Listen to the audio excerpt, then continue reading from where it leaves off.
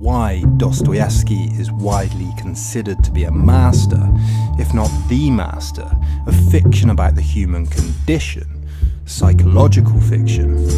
And it's a reason that explains why Notes from Underground is considered to be the first work of existentialism.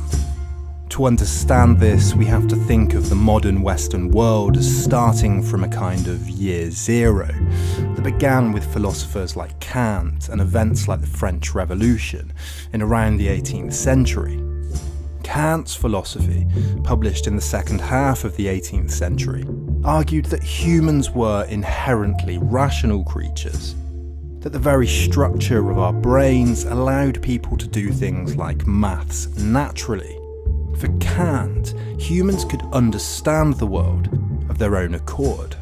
The French Revolution is an important part of this chapter in Western philosophy because it resulted in the idea of citizenship for the first time, that people were independent and rational, and so could partake in the governing of themselves under a democratic system.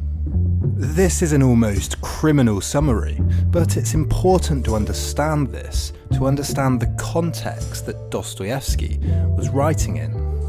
The idea of the perfectly rational person, while not put so strongly by Kant or by much of the philosophy he inspired, was taken up by a tradition known as rational egoism. In 1863, Nikolai Chernyshevsky published the novel What Is to Be Done. An instant success, What Is to Be Done is a paragon of rational Enlightenment thought.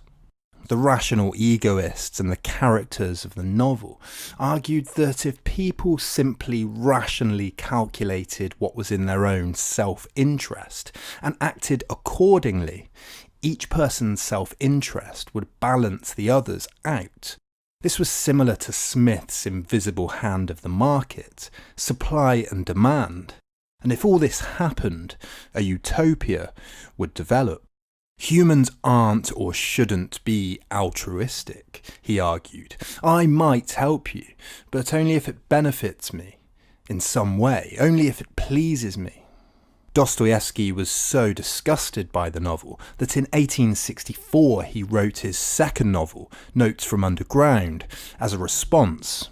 The novel is split into two parts. First, a philosophical monologue by a bitter anti-hero. The second recalls brief events that spring from this anti-hero's egoistic but confused worldview. He tries to gain respect from old school friends who he actually hates at a dinner, and he psychologically torments a prostitute.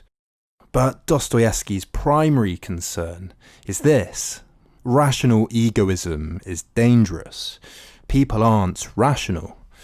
They are confused, spiteful, spontaneous, among other things, and so if you encourage individuals to simply act in their own self-interest while abandoning altruism, chaos would ensue.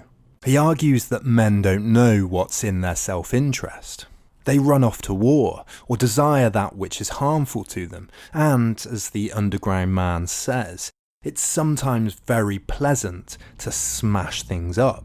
James Scanlon describes the Underground Man as self-indulgent, malevolent, envious, vain, imprudent, inconsiderate, boastful, rude, domineering, sadistic, vengeful, cowardly, manipulative, inconsistent, impudent, ungrateful, lazy, stubborn, destructive, capricious, mendacious, tyrannical. Dostoevsky emphasizes the neuroticisms and the deep and unknown influences of erratic human behavior. The Underground Man refers frequently to the contradictions within himself. He describes himself as spiteful, but that he could never become spiteful because he is ashamed, sickened, and aware of the opposite personality traits that he has. He craves solitude, but after a while also craves company, only to despise that company and crave solitude again. He ultimately has no sense of identity, no foundations. Rather than being rational and one-sided. Man is in flux, random, and many-sided, Dostoevsky writes. He says, "I did not know how to become anything, neither spiteful nor kind, neither a rascal nor an honest man, neither a hero or an insect." He wants to be full of loving kindness, but in other moments wants to be triumphant over everyone.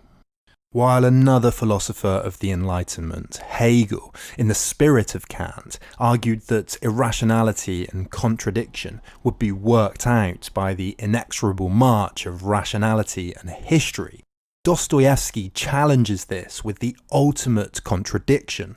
He argues that if a method like rational egoism is an iron law of metaphysics, then to be free is to fight against it, to deny it. Are you free by following rationality if rationality is already determined, like 2 times 2 is? Or are you more free if you deny this and sometimes instead crave to smash things up?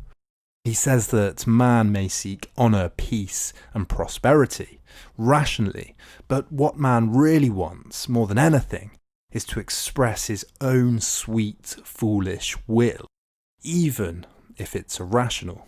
As Robert L. Jackson remarked in his book on Notes from Underground, it is impossible to argue with the rationalists. Reason is on their side. All that remains is irrationally to negate reason. The point for Dostoevsky is that to be rational, we must know what we desire. To calculate how to get it, 2 times 2 might be 4, but 2 times 2 of what? If you don't know what you desire, and you constantly change your mind, then the foundations at the core of us are unstable.